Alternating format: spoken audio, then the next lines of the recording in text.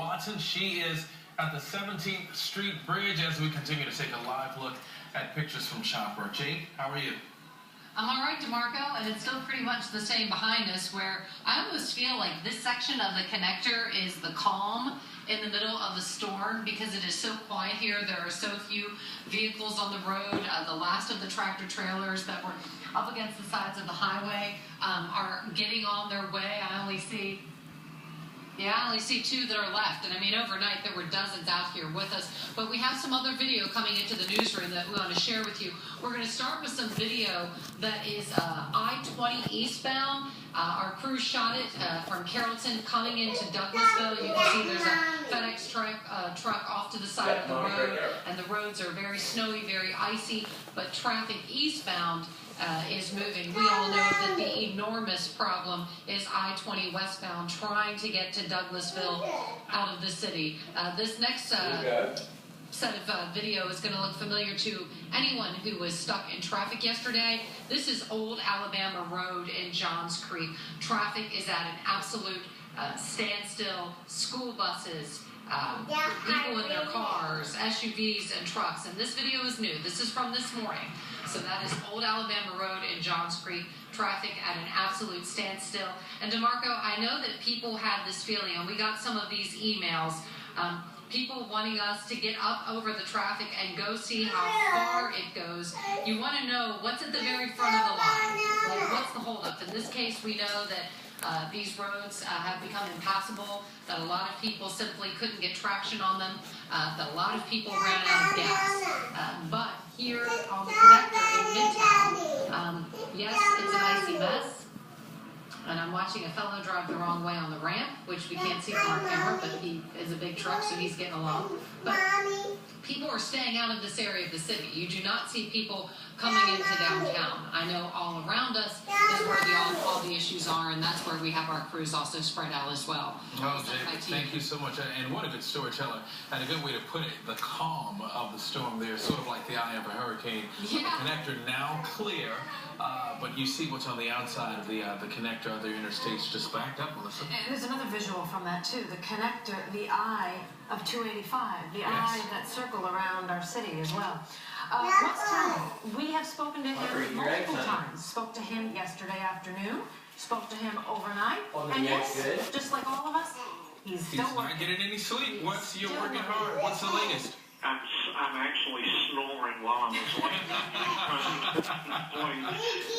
Good morning, guys. Good morning. We spoke to you last about 2 o'clock this morning. The situation is improving slightly.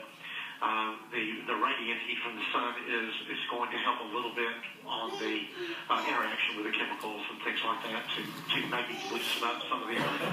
Unfortunately, with the temperatures plunging again tonight, it's going to refreeze, and we think tonight is going to be as bad as last night. And so we're encouraging people to please stay home, stay off the roads.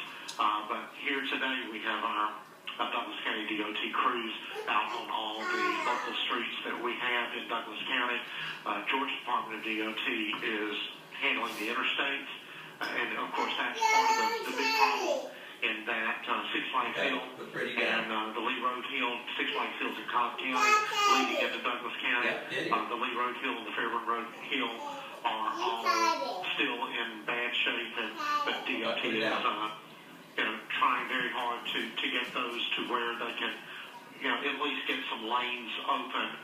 We've heard from some people who left Atlanta yesterday afternoon, and they're still not home in Douglas County. And you are making some type of progress there, right? We feel like we are. We are asking people to stay off of the roads, and some of them are doing that. We have not had really bad traffic this morning.